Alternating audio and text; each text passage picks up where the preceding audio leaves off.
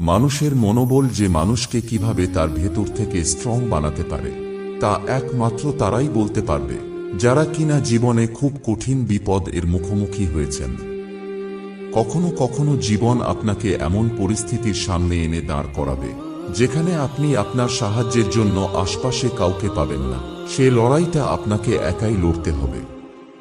আর তখন আপনার নিকট একটি মাত্র হাতিয়ার থাকে, সেটা হলো আপনার মনোবল। যদি আপনি সে সময় আপনার মনোবল একবার হারিয়ে ফেলেন তাহলে আপনার পরাজয় নিশ্চিত।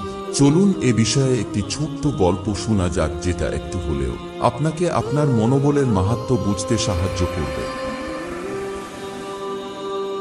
এক সময় একজন রাজা ছিলেন যিনি স্বভাবে খুব দয়ালু এবং উদার মনের মানুষ ছিলেন। তিনি সুযোগ পেলেই মাঝে মধ্যে সাধারণ লোকদের সাহায্য করতেন। তার রাজ্যে সব মানুষ সুখে শান্তিতে আছে কিনা সেটা নিজ চোখে দেখার জন্য রাজা ঠিক করলেন যে তিনি রাতে ছদ্মবেশে তার রাজ্য ঘুরে দেখবেন।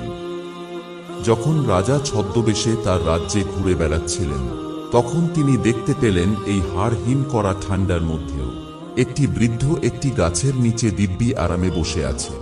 বাহিরে প্রচণ্ড ঠান্ডা এবং বৃদ্ধের কোনো গরম কাপড় বা কম্বল ছিল না। তারপরেও বৃদ্ধ ঠান্ডার সাথে যুদ্ধ করে বসে আছেন। ওই বৃদ্ধটি গাছের নিচে কুঁকড়ে বসেছিল। রাজা তার নিকটে গেল এবং তাকে জিজ্ঞেস করল, তোমার কি ঠান্ডা লাগছে না? তোমার কাছে কি কোনো কম্বলও নেই? সে বলে, আমার কাছে কোনো কম্বল নেই, কিন্তু আমি ঠান্ডা সহ্য করে অভ্যস্ত। আমি প্রতিদিন এভাবেই ঠান্ডায় থাকি। তখন রাজা বৃদ্ধকে বলেন, তুমি এখানে অপেক্ষা কর, আমি তোমার জন্য একটি কম্বল নিয়ে আসছি। বৃদ্ধ এই কথা শুনে মনে মনে অনেক খুশি হয়। সেভাবে তাকে আর ঠান্ডায় কষ্ট পেতে হবে না। কিন্তু রাজা যখন রাজপ্রাসাদের ভিতরে যায় তখন নানান ঝামেলায় সেই বৃদ্ধকে কম্বল দেওয়ার কথা ভুলে যায়। সকালবেলায় রাজপ্রাসাদের বাইরে অনেক লোক জড়ো হয়। রাজা সেটা দেখে সৈন্যদের কাছে বিষয়টি জানতে চাইলেন। তখন সৈন্যরা রাজাকে বলে যে প্রাসাদ থেকে একটু দূরে একটা গাছের নিচে একটি বৃদ্ধ মানুষ মরে পড়ে আছেন। তাদের মুখ থেকে সবকিছু শুনে মহারাজ বৃদ্ধের মৃতদেহ দেখতে যান। তিনি দেখেন যে এটি সেই একই বৃদ্ধ যাকে তিনি রাতে একটি কম্বল দিয়ে সাহায্য করতে চেয়েছিলেন। দৃশ্যটি দেখে রাজা খুব দুঃখিত হন। ভালো করে দেখার জন্য যখন তিনি মৃত ব্যক্তির মৃতদেহের একটু কাছে যান তখন তিনি লক্ষ্য করেন যে সেই বৃদ্ধ লোকটি রাজা মশাইকে উদ্দেশ্য করে মাটিতে কিছু লিখে গেছেন।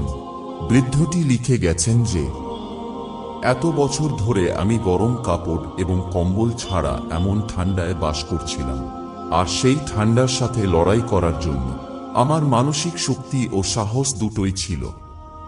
কিন্তু আপনার কাছ থেকে একটি কম্বল পাওয়ার আশা আমার মানসিক শক্তিকে ধ্বংস করে দিয়েছিল, আর আমি আজ তার পরিণতি ভোগ করলাম। আসলে বন্ধুরা, এটা হলো সম্পূর্ণ মানসিকতা বা মনোবলের শক্তির মাহাত্ম্য বলতে পারেন।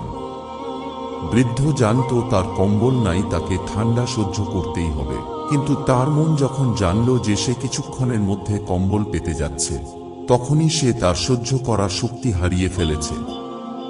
একইভাবে আপনি যখন আপনার মনকে বলেন যে আপনি বর্তমানে যেটা করছেন সেটাই সফলতা, সম্ভব না হলে আপনি অন্য কিছু করবেন, তখন আপনার মন ভাবতে শুরু করে সেই কাজটি করার জন্য আমি আমার 100% না দিলেও চলবে, কারণ আপনার কাছে আরেকটি বিকল্প আছে।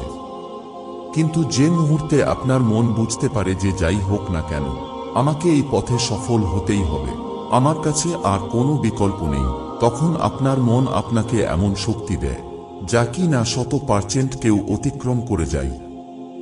যদি আপনি এই ছোট্ট শিক্ষামূলক গল্পটাকে আরও মানুষের নিকট পৌঁছাতে চান তাহলে একটি লাইক করে দেন। আর যদি গল্পটি আপনার ভালো লেগে থাকে তাহলে চ্যানেলটি সাবস্ক্রাইব করতে ভুলবেন না।